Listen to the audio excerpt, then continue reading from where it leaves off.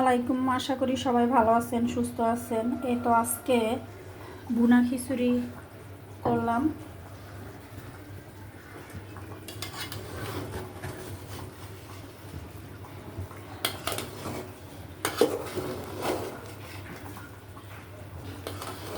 বাইরে বৃষ্টি হইতাছে, তো ভাবলাম যে একটু খিচুড়ি করি। আর বৃষ্টির সময় খিচুড়ি খাওয়ার সময়।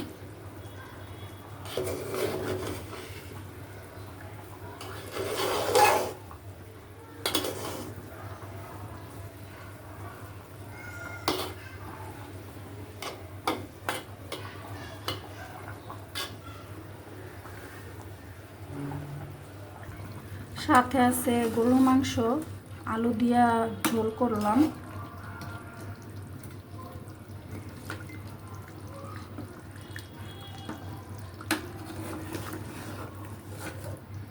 এখনো হয় নাই, আরো সময় লাগবে।